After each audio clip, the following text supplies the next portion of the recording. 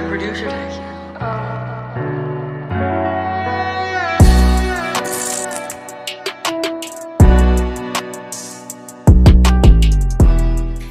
Baik, Dimas Diajeng dan Netralis dimanapun Anda berada. Kali ini podcast Detik Ini kembali mengudara. Dan kita kali ini kan kedatangan tamu, seorang seniman, seorang ini ya, dulu belajarnya di seni rupa gitu ya. Rupa. Iya. Tapi apa wae iso? Apa iso, macul yo iso, iya, madang, iya, nyambel yo iso. Jadi nanti kita akan perkenalkan, dan sebelum kita podcast ada satu sesi namanya Pantai Api dipandu oleh Bung Denny. Ya, tapi sebelumnya loh, Dimas Diajeng dan Netralis, permisi, episode kali ini itu ya agak jumbo semua gitu. Jumbo ya. Jumbo player. Iya, ini ya. Kak Mas, nah terus ya. Selamat datang Kak Mas. Selamat malam nih. Kita akan bincang-bincang ya Kak Mas. Siap. Sampean nggak bosan dong ngopi bincang-bincang. Neng kono bincang-bincang. Nggak bosan ya. Tapi nih gini rano kopi nih. Iya. Karena ini kan podcast bukan di warung kopi.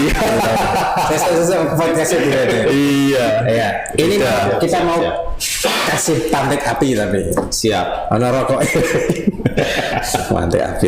Nah, pantai api itu Kang Mas. Pokoknya saya nanti kasih Kang Mas pilihan kata. Tolong dijawab atau dipilih. Ya. Dipilih salah siji. Ya siap ya. Tapi sing cepat. Oke. Nah, iso langsung cepet.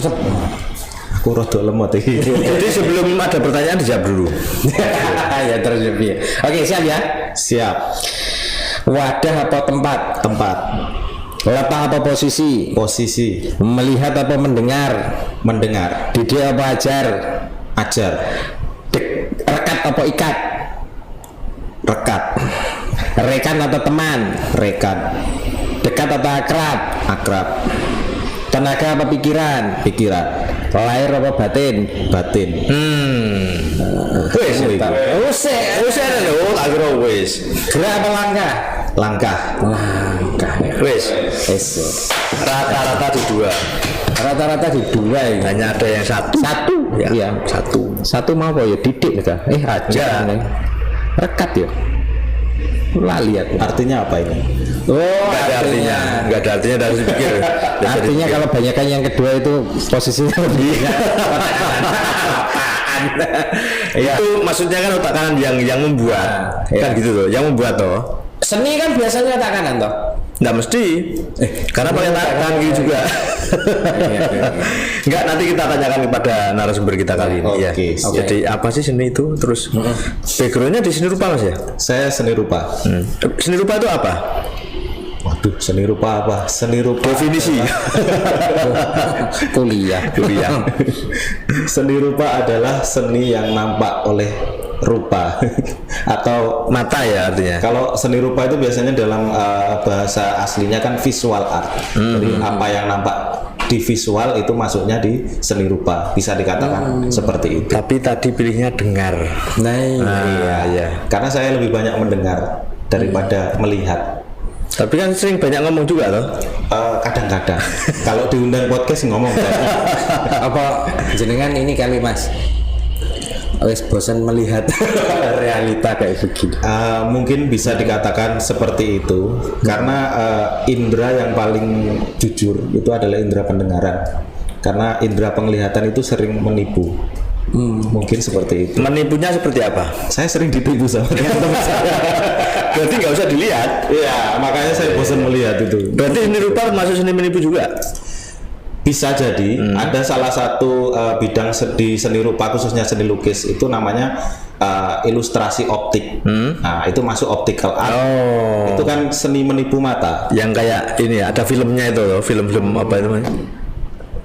Bisa dikatakan apa ya, bentuk objek gambar yang menyerupai kotak-kotak kemudian membentuk sebuah pola. Nah, itu kadang dipakai hipnotis, itu juga kan itu optical art maksudnya.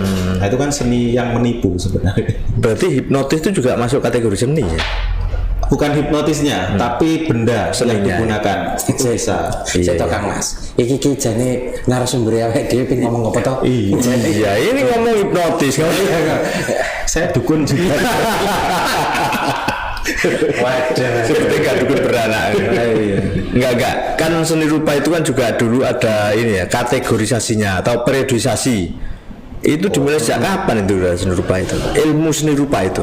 Kalau ngomong dimulai sejak kapan era seni rupa itu ada yang mengatakan ya. Ini saya belum bisa mengkonfirmasi kevalitannya, tapi dari beberapa sumber yang saya baca itu menyatakan bahwa seni rupa itu ada sejak zaman prasejarah. Jadi yang pertama lukisan yang ditemukan adalah lukisan batu, lukisan tangan di dinding gua itu ya. Nah, itu adalah salah satu yang dikatakan sebagai mahakarya seni tertua. Itu di mana itu? Itu saya lupa Mas. Enggak, dulu kan kalau ada sih di luar negeri, cuman ternyata itu masih kalah tua dengan yang di Sulawesi. Di dinding gua itu di Sulawesi ada yang lebih tua lagi. Kalau lebih spesifik untuk membahas itu saya kurang ini ya, mempelajari untuk ini lebih ke arkeolog kalau ini ya arkeolog. Katanya saya dapat wisik. Itu sebenarnya itu yang waktu tangan-tangan itu tuh. Sebenarnya waktu itu kurang gawe Mas. Kurang gawe itu. Hampir bisa dipastikan semua karya seni itu asalnya kurang gawe itu. Gitu. Tapi lambat laun mampu mengekspresikan. Lambat laun jadi proyekan. Mungkin seperti itu. Apakah kayak misalkan karya seperti patul, sabil itu juga termasuk seni rupa dulunya? Tergantung kita memandangnya dari mana dulu. Ya. Kalau kita memandangnya dari aspek visualnya, keindahannya, kemudian bentuk-bentuk filosofinya, itu bisa diartikan sebagai benda seni. Patul benda seni. Bisa dikatakan benda seni. Tapi kalau kita mengklasifikasikan itu sebagai benda fungsional, itu jadi alat. Kembalinya seperti itu. Ini juga nih. Sama halnya misal ngomong wayang atau ngomong benda-benda ornamen-ornamen yang lain, ini bisa dikatakan sebagai benda seni atau sebagai benda-benda yang lain juga bisa. Ya, secara fungsional. Lanjut sebentar. Misal benda yang ditaruh di belakang ini indah gitu. Komposisinya indah. Tapi ketika ini ditaruh di lantai, jadi benda fungsional yang lain, misal dijadikan keset itu sudah bukan beralih fungsi. Tergantung kita mengklasifikasinya gimana. Dulu ambil kenapa patung? Saya awalnya ngambil itu lukis, tapi karena banyak kecenderungan di teknis itu condongnya ke patung, akhirnya saya diarahkan ke patungnya. Jadi basically memang saya pengennya ke arah lukis, tapi karena sejak kecil, karena saya masyarakat desa ya, sudah bergelut dengan tanah liat, main lempung-lempung itu, akhirnya secara teknis walaupun saya menolak itu, tapi klasifikasi dosen mengatakan bahwa saya lebih layak di patung. Salah dosen. Alasannya apa sih dosen ini kok? Tanyakan dosennya. Secara teknis itu hampir karena saya sangat menguasai seperti itu. Yang kedua karena durasi. Ternyata seorang seni juga seorang politisi. Iya, berawal dari warisan ini pasti kan, warisan dari leluhur kan, artinya warisan dari bapak ibu itu kan mewarisi itu. Mungkin bisa jadi arahnya ke situ. Soalnya kakek saya kan petani, sejak kecil saya diajak ke sawah kan, main tanah liat dan sebagainya, itu sudah pegang tanah liat itu udah sangat terbiasa gitu loh. Karakternya saya sangat paham tanah liat itu seperti apa. Berarti dari tanah liat itu yang dengan bentuk-bentuk gitu. Betul. Bentuk cuma pondasi gitu atau gimana? Atau kalau saya yang buat bentuknya pondasi gitu aja, itu karya seni. Oh iya. Jangan kan seni ya. Iya. Aku yang bikin itu gopok. Kan gini. Berarti Nabi Adam itu juga karya seni dulunya. Dari tanah liat. Bisa dikatakan begitu. saya nggak berani ngomong. Pasti nanti jadi viral, jadi Tak kirimi stiker berat ini.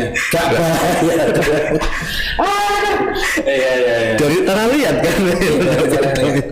Itu awal memang ketertarikan ke sana, bikin itu. Lah, kalau dilihat dari jenengan seninya itu, patung ini ekspresionis atau apa gitu, Ada alirannya ya Pak? aliran itu loh. Kalau aliran sebenarnya banyak untuk patung sendiri, tapi saya arahnya lebih ke apa ya, surrealis mungkin. Surrealis mana? Saya ngambilnya surrealis karena basic realis saya cukup mumpuni lah kalau dibilang di apa namanya secara teknik itu. Bedanya apa itu surrealis? Kalau surrealis adalah realis yang di sterilkan atau diubah bentuknya. Oh, Jadi seperti tadi wayang kayak gitu ya? Bisa jadi wayang itu masuk ke surrealis bisa, atau lebih ke biasanya itu bentuk-bentuk yang lebih imajinatif. Jadi misal ada sosok manusia tapi di apa ya, diubah bentuknya menjadi sosok yang kita imajinasikan. Jadi manusia yang diimajinasi kita itu seperti apa sih gitu. Mungkin salah satu tokoh bentuk apa namanya surrealis itu adalah alien. Alien bukan secara global kita membahas alien adalah ini dan sebagainya. Bentuk alien yang pertama kali ada itu diciptakan oleh namanya H.R. Giger. Orang surrealis. Itu maksudnya karya surrealis. Jadi bentuk alien itu klaimnya maksudnya punya H.R. Giger. Jadi itu karyanya H.R. Giger sebenarnya. Alien yang sekarang jadi ikon di mana-mana. Itu yang matanya agak itu karyanya H.R. Giger dulu. Tahun berapa itu? Itu sekitar tahun Puluhan ya? lebih lama lagi ya. Jenengan pernah nyiptakan yang surrealis itu kayak apa? Iya, karya. Kalau kita di era sekarang itu kalau disebut menciptakan itu kayaknya kok agak naif ya. Jadi lebih kita meniru gayanya siapa, terus kita kembangkan sesuai selera kita lagi. Nah, jenengan pernah yang bagaimana itu? Saya ngikut gayanya Giger pernah, jadi semacam alien itu pernah, tapi saya lebih belakangan lebih tertarik dengan gaya-gaya kita sendiri. Jadi kita ada karakter barong dan sebagainya, itu sebenarnya kan termasuk genderuwo itu juga tokoh imajinatif ya. Bisa jadi seperti genderuwo. Ya, tokoh genderuwo. Iya. Ada genderuwo, kita berimajinasi akhirnya menciptakan yang namanya genderuwon itu. Iya. Oh, yang kemarin habis dari sana itu. Iya. Betul. Kang Mas ikut tak? Nah, harus ikut, sebagian ikut ya. Sampai yang tidak pernah ikut. Aku lagi mumet ya. Dulu yang liputan tak-takan tuh ini awal-awal ya. Ini orangnya ya. Gak ketemu Kang Mas? Enggak. Mungkin beda jalur ya. Beda segmen. Tak-takan ini genderuwon itu surrealis. Genderuwo surrealis. Tapi itu memang benar genderuwo itu kayak gitu kok. Nah, ya enggak tahu itu. Kan imajinasi. Ataukah barangkali surrealis itu dari tokoh, dari apa ya, objek yang benar-benar tidak ada diadakan, ataukah sudah ada tapi disterilkan kayak tadi? Kalau secara keilmuan itu nggak ada diadakan. Sebenarnya itu kan bentuk imajinasi dari senimannya. Tapi itu bisa menjadi satu doktrin yang mana akhirnya kita percaya semua bahwa alien itu bentuknya seperti itu ya. Nah, itu kan salah satu karya dari seniman apa ya, legendaris lah, bila bisa dikatakan legendaris. Tapi itu akhirnya kan diamini oleh masyarakat luas bahwa alien itu visualnya seperti itu. Tapi tidak pernah ketemu gitu. Nah, itu kan hampir sama kayak genderuwo. Kita mungkin sebagian dari kita belum pernah lihat sosok genderuwo itu seperti apa, tapi sudah divisualkan genderuwo itu seperti itu. Akhirnya genderuwo niru yang kayak gitu. Akhirnya kita kedoktrin seperti itu. Mungkin loh ya, mungkin. Iya. Padahal enggak apa ya namanya, hantu mitologi Jawa enggak pernah terlihat sebenarnya. Enggak pernah terlihat. gimana ya? Ini malah angel iki bacane. Iya. Malah angel. Soalnya ini nanti arahnya ke perdukunan. Iya. Konek. Minggu depan aja lah dibahas itu. Jenengan juga bisa kayak begitu. Saya tak macak dukun dulu. Iya. Seniman ya. Iya. Selain patung, pernah apa lagi panjenengan? Kalau belakangan ini saya lebih tertarik ke ini ya, seni lukis lagi, kembali ke lukis, khususnya di segmen anak-anak. Apa kuwi? Gini, mungkin gambar ya. Iya. Gambar. Jadi klasifikasi untuk ini, mohon maaf sebelumnya mungkin ada pihak-pihak yang kurang kurang cocok dengan statement saya, mungkin bisa diklarifikasi. Mungkin barangkali saya juga ada yang salah dari statement saya. Tapi setahu saya dari dalam perjalanan saya itu banyak masyarakat yang masih kurang paham tentang Lukis. pondasi yang paling dasar dari seni rupa itu sendiri adalah bedanya antara melukis dan menggambar. Nah, itu masih banyak yang termasuk tadi itu kan salah menggambar ya gitu. Iya. Antara melukis dan menggambar. Banyak persepsi mengatakan bahwa melukis itu di kanvas pakai cat, pakai kuas, terus menggambar itu di kertas pakai pensil. Padahal secara keilmuan sangat beda. Melukis itu bisa pakai kertas dan pensil, itu melukis. Pakai kuas dan cat di kanvas itu juga bisa dikategorikan menggambar. Lalu bedanya apa? Nah, secara bahasa melukis itu menggambar dulu ya. Menggambar itu jika diartikan dalam bahasa aslinya itu namanya kalau kita menyebutnya itu still life atau memindahkan objek nyata ke dalam bentuk lukisan. Jadi secara harfiah menggambar itu adalah meniru objek nyata divisualkan kembali dalam bentuk gambar 2 dimensi. Jadi hampir sama kayak memfoto. Mungkin karena dulu teknologi masih belum secanggih sekarang ya.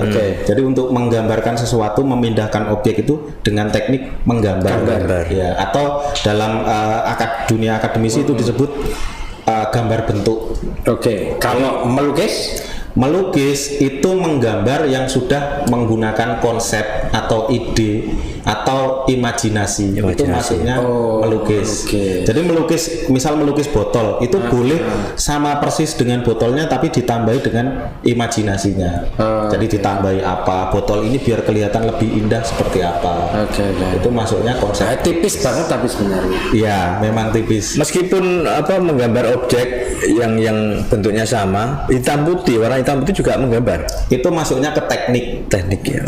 Jadi bukan ke masalah warna genrenya ya. Jadi hitam putih, monokrom atau full color warna itu masuknya ke teknik nanti. Aku eling kok sama Mas ya. Konco mbiyen ki pertama ki sing pinter ki SMA. Ada teman itu yang pinter nggambar. Yo ono sing iso gawe patung ya. Pertanyaan iki mesti ono, Mas. Sing takon mesti ngene iki. Ngene iki gambar ngene iki dosa. Wis ya dosa ya. Terus meneh gawe ini bahkan seorang guru bilang jangan bikin yang ini ya, makhluk ini. Ini dosa kalau ini. Itu awal loh itu. Istilahnya kita masih pendidikan dasar ya. Berarti ada pertanyaan. Kalau ya seperti itu, berarti negara itu juga punya dosa besar terkait ada institut seni, jurusan, fakultas itu, universitas. Ada seni rupa. Loh, kalau hijau ya, kalau itu dosa. Iya betul. Negara itu punya peran terbesar dalam ruang dosa tadi. Akan tetapi ada kan? Ada. Jenengan kalau kasih statement kayak begitu, dosa. Bukan statement itu, label. Kalau ngomong negara punya andil besar dalam dosa ini, negara dosanya paling besar. Paling besar dalam bidang apapun. Iya. Negara. Iwan Fals mana? Saya gini, pernah punya pengalaman ketika masuk di semester 2 kalau nggak semester 3 ya. Itu sempat ada keraguan-raguan juga, Pak. Oh, pernah. Sempat ada keraguan-raguan karena saya juga kebetulan muslim ya, mungkin abal-abal. Kok abal? Berarti titel belakangnya MA. Muslim Mabal Abal. Aduh. Iya. Jadi di semester 2 atau semester 3 itu pernah saya mendapatkan keraguan-keraguan ini. Soalnya itu bukan apa ya, sesuatu yang baru dipertanyakan. Tapi sejak zaman dulu mungkin sudah ada pertanyaan itu, dan itu penafsirannya seperti apa itu tergantung dari personalnya masing-masing. Dari beberapa ulama juga mengatakan ada yang boleh, ada yang tidak, ada yang boleh tapi dengan syarat seperti ini, kepala nggak boleh full utuh atau sebagainya, ada yang mengatakan seperti itu. Tapi kalau saya, pengalaman saya pribadi, saya sempat bertanya kepada paman saya kebetulan juga bukan dari kalangan agamis, religius. Beliaunya sempat mengatakan kepada saya begini, ya boleh sebenarnya menggambar itu boleh, tapi dengan syarat seperti ini. Tapi kembali lagi, daripada sampean pusing-pusing memikirkan itu, yang mana akhirnya menghambat perjalanannya sampean, ada satu ungkapan bahwasanya Tuhan, saya nyebutnya Tuhan aja ya, biar global. Tuhan itu menyukai sesuatu yang indah. Itu ya. Iya. Okay. Jadi selama kembali ke prinsip dasarnya, saya bukan menciptakan sesuatu itu untuk menyaingi Tuhan atau menafikan adanya Tuhan, sehingga saya merasa saya mampu membuat yang lebih indah dari ciptaan Tuhan. Itu akan jadi satu dosa yang akan saya simpan sampai akhir nanti. Tapi ketika prinsip saya sejak awal adalah saya kagum dengan ciptaan Tuhan, maka saya meniru ciptaan Tuhan itu, bukan meniru secara gamblang bahwa saya ingin menyaingi Tuhan. Tapi ada satu fitrah juga yang diberikan kepada saya. Saya nggak tahu juga kenapa Tuhan ngasih saya kayak gini. Mensyukuri keindahan yang telah diberikan. Maka nuansa ini saya bisa potret begitu kan. Jadi misal ada yang mengatakan kamu gini dan sebagainya, kamu pembuat berhala dan itu sebagainya. dari zaman dulu sampai sekarang. Saya kira nggak mana lo pertanyaannya. Apa ini? Saking ekspresionisnya mengekspresikan, ada beberapa simbol-simbol agama itu yang masih ingat kasusnya kayak Madonna, Rihanna, kayak gitu. Itu kan simbol agama ini, di tato ya. Terus ada klipnya itu sebuah begitu, patungnya ini kan mirip ini ya. Kayak gitu menurut pendapatnya panjenengan. Lah ini kan juga seni toh. Bisa masuk ini apakah kesesatan? Yang sesat yang memikirkan yang sesat itu sebenarnya. Yang memikirkan. Menurut pendapat panjenengan gimana? Kalau ini dikatakan satu kesesatan atau enggak, tergantung kembali lagi ke personnya gitu. Kalau kita ngomongnya ke Rihanna, Madonna dan sebagainya, beliaunya kan juga bukan muslim, dan itu sah-sah aja mungkin. Kalau mungkin ini diklasifikasikan penistaan, mungkin bisa masuk ke klasifikasi penistaan. Itu pun tergantung dari sudut pandangnya masing-masing lagi. Iya, terus mereka punya pasal penistaan enggak? Kalau enggak kan enggak ada. Kalau di sana enggak ada enggak ada. Karena liberal kok. Iya, betul. Bisa arahnya ke situ. Iya. Lu sekarang gini loh, pertanyaan saya, apakah anggapan seperti itu yang ngomong ini dosa, apakah hanya di Islam gitu loh? Barangkali loh ya. Di agama lain ada enggak kira-kira seperti itu? Kok malah bahasa agama ini? Ada ya. Kemarin yang dari Hindu itu, India itu juga bilang loh ini enggak boleh kayak gitu. Ini simbol-simbol Hindu ini. Gitu. Masa sih? Iyo. Itu dulu kayak yang di gitarnya Iwan Fals juga itu ya. Yang sempat ada penolakan itu. Ya, kayak gitu. Sebenarnya kalau ngomong tentang penistaan atau itu kan sesuatu pelanggaran etika gitu. Kalau kita ngomong penistaan itu kan arahnya etika, ke pelanggaran etika. Nah, kita sebagai bangsa Indonesia, khususnya masyarakat Jawa, itu sejak awal itu sebenarnya sudah punya budaya yang adiluhung. Saya yakin itu entah ini ada zaman, mungkin istilahnya bisa dikatakan zaman kekosongan gitu. Jadi zaman sejarah yang terputus itu saya yakin ada satu rahasia yang masih belum kita ungkap, bahwasanya kita itu budaya yang mengenal etika dengan sangat fasih. Keluhung itu berarti artinya keluhuran. Ya, Berarti kalau itu keluhuran yang punya cuma Adi, Cok. nah, mungkin dulu namanya Adi semua. Adi semua. Tetangganya Adi semua. Iya. Itu skip bukan itu skip kan. Iya. Enggak, artinya yang belum terungkap itu yang seperti apa kira-kira? Bentuk etika yang seperti apa gitu loh. Saya Barangkali kita ini mengalami perubahan yang sangat ini ya, fundamental gitu ya. Saat ini kan banyak kasus-kasus yang dikit-dikit dipasalkan, dipasalkan. Bahkan pemerintah sendiri rasanya seperti gagap dengan pasal itu. Pemerintah itu sering, yang terbaru kemarin kalau nggak salah saya pernah baca itu ada ketika kita berkendara di jalan, terus apa istilahnya, nyiprat di airnya ke pengendara lain, itu sudah kena pasal. Nah, ini kan lucu sekali di bangsa Indonesia yang hal seperti ini sampai dibuatkan pasal, itu kan lucu. Sementara sejak saya kecil itu ada pelajaran PPKN dulu, mungkin juga PMP atau PPKN moral Pancasila.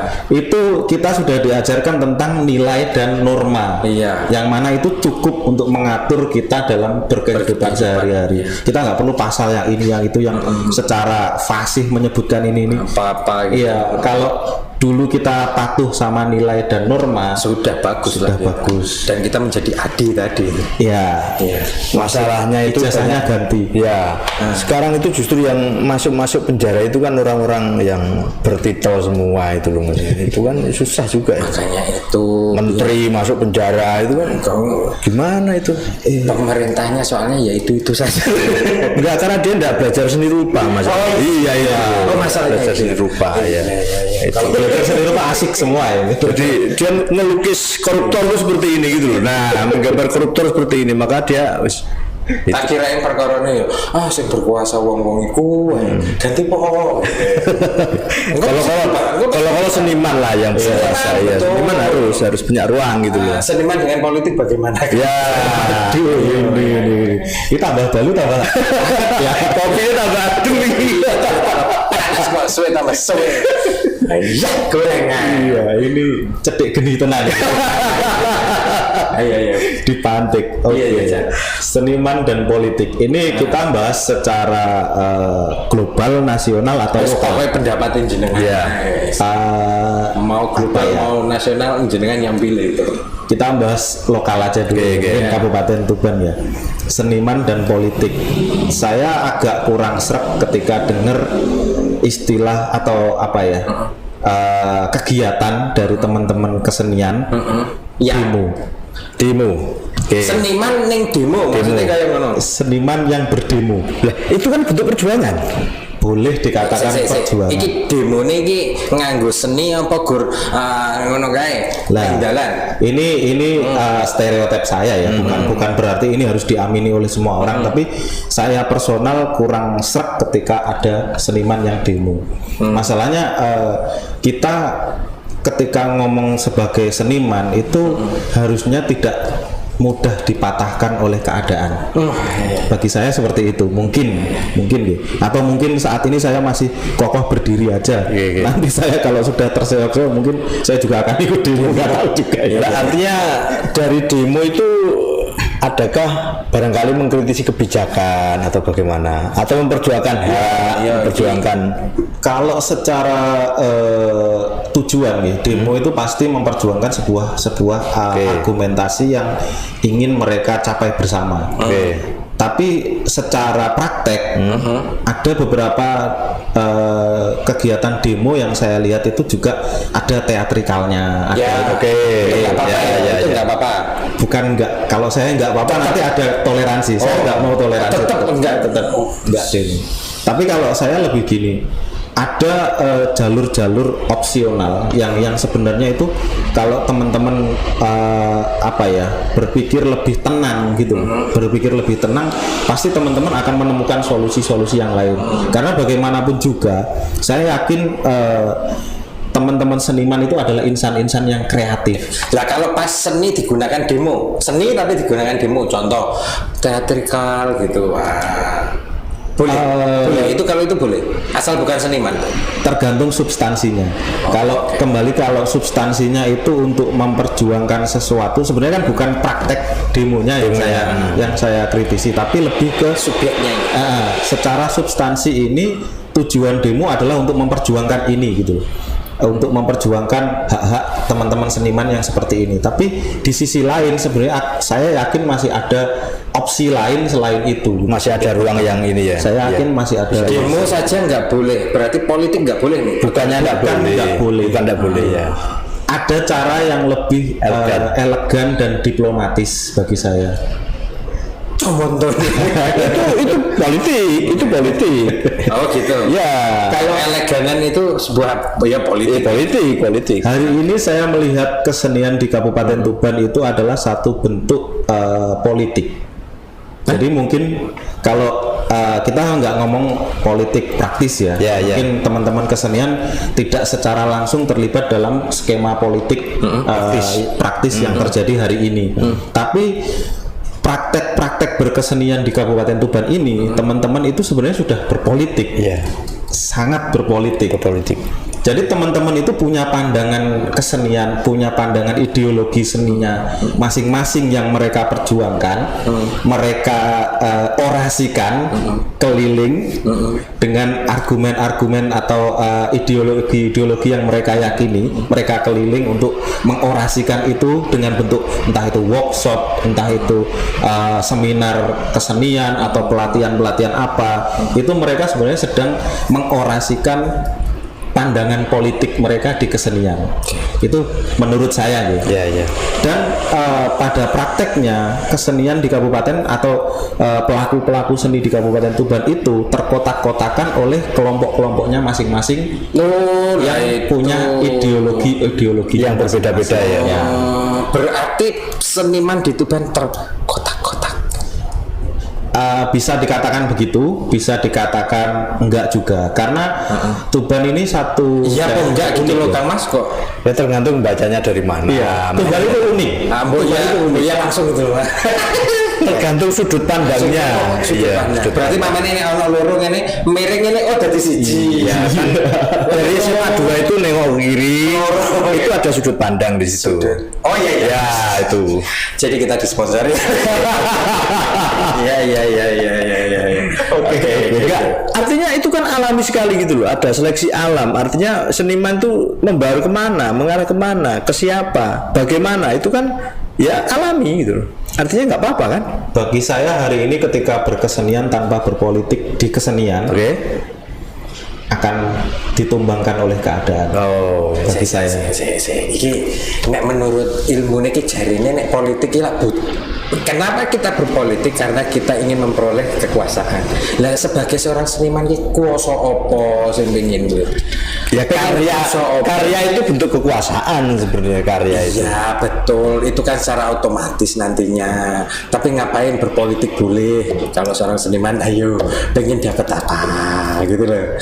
Secara mungkin yang diperjuangkan teman-teman adalah ideologinya masing-masing. Jadi tiap-tiap seniman itu saya yakin punya pandangan sendiri untuk kesenian yang diperjuangkannya. Satu contoh saya sendiri itu meyakini bahwa ada PR yang cukup banyak untuk memperbaiki iklim kesenian di Kabupaten Tuban, khususnya di seni rupa sendiri. Jadi hari ini saya sedang melakukan orasi, kalau bisa dikatakan itu orasi kesenian di sekarang sudah jalan di 9 kecamatan.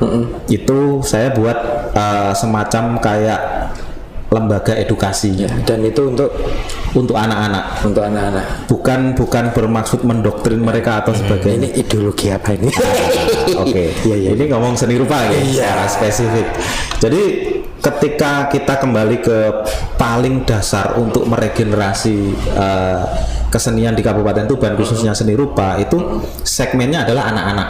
Yang jelas pasti anak-anak atau siswa gitu.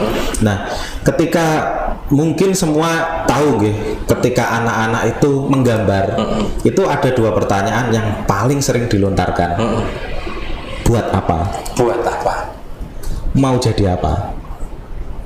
Mau jadi apa? Ketika ada anak gambar, mau jadi apa tuh? Gambar tok tapi dadi apa? Ngono ngopo? Ngono ku nggo apa toh? Gitu. Selalu seperti itu. Nah terus apa pentingnya kira-kira? Nah, sejauh ini itu dijawab oleh satu hal. Gawe lomba. Oh. Orientasinya cuma satu hal, gawe lomba.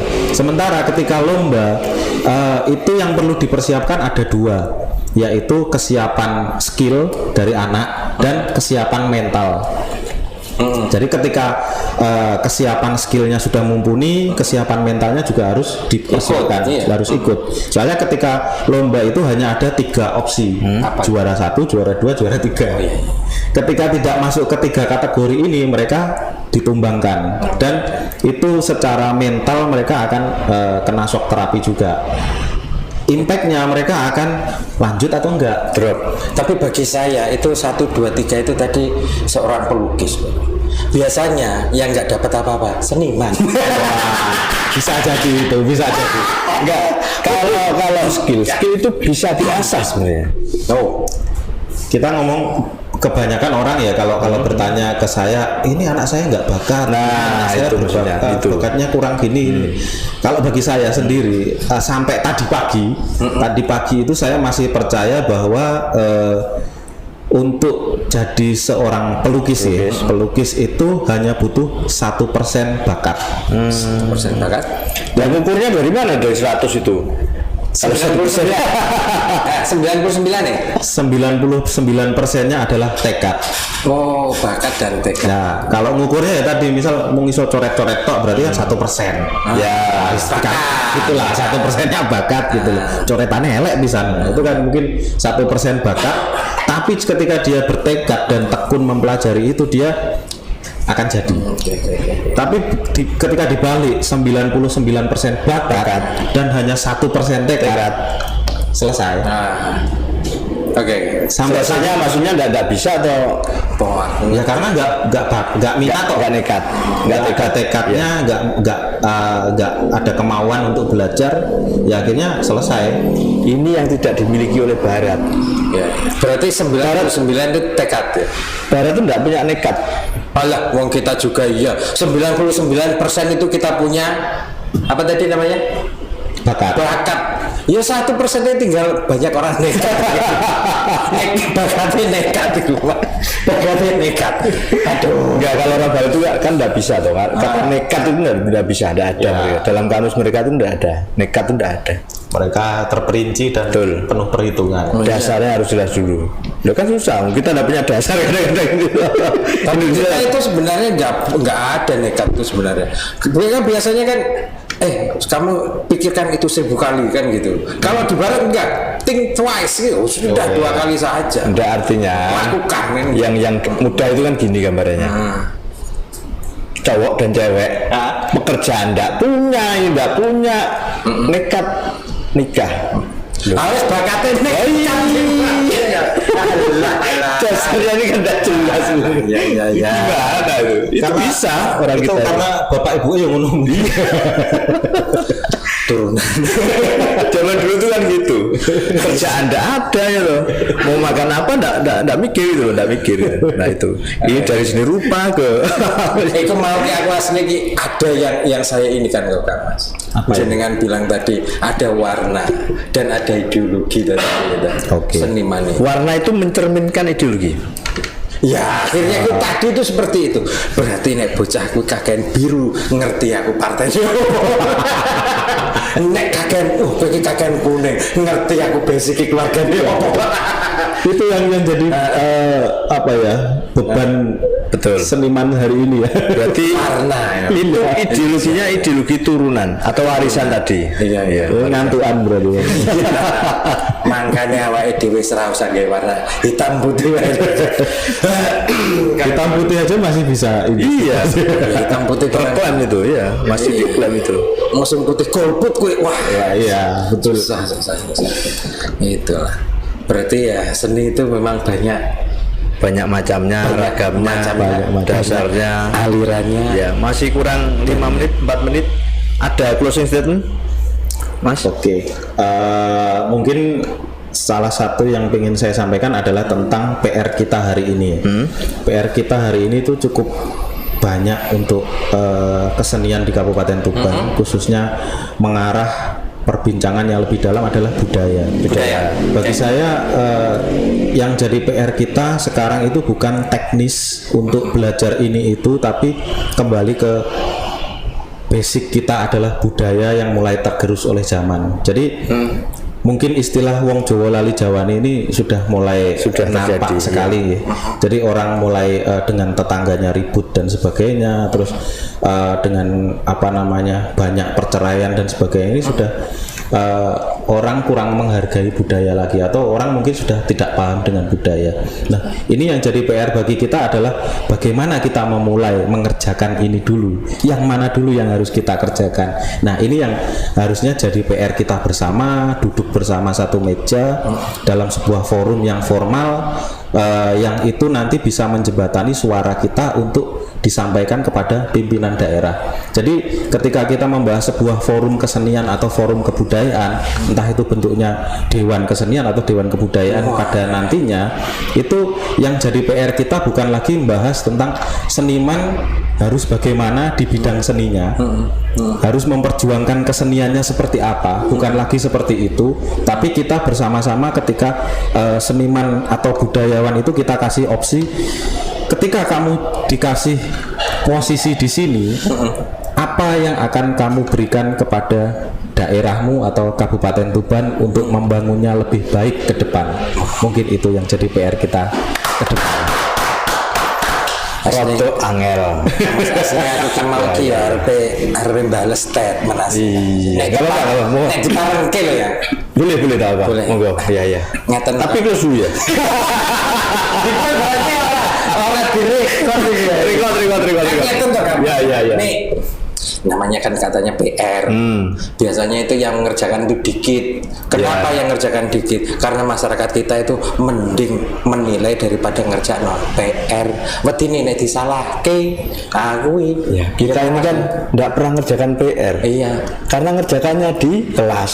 Di kelas. Ya, kalau PR kan di rumah. Nyontoh bisa. Nyontoh bisa. Nah, itu. Sekerjaan ora awake dhewe. Iya. Wong zaman biyen. Oke, Kak Mas, silakan. Baik, sebelum mudah untuk meminimalisir perceraian tadi gampang. Kan banyak cerai kan sekarang. Nggak usah nikah itu nggak ada cerai. Iya. Itu kan gampang. Itu rano ketua, rano kepala, rano wakile gitu. Dan tidak ada hierarki. Tidak ada superior, tidak ada inferior. Oke, jadi gini kapan sih? Ya, ini politik lagi. Oke, baik. Teman-teman, rekan-rekan dimanapun Anda berada, itu tadi podcast kita bersama Mas Nahrus. Seorang seniman apa? Apa saja. Saya donatur aja, donatur kesenian. Karena seni ternyata butuh donatur atau kue donat barangkali. Tidak tahu asalnya dari mana, dari Pemkab atau dari mana, kita tidak tahu. Yang jelas seniman itu harus mandiri. Itu satu kata yang harus kita petik hari ini. Saya Pito Suharsono bersama rekan saya Sumirat dan narasumber Nahrus. Kita nantikan podcast selanjutnya di podcast Cedik ini Open Your Mind.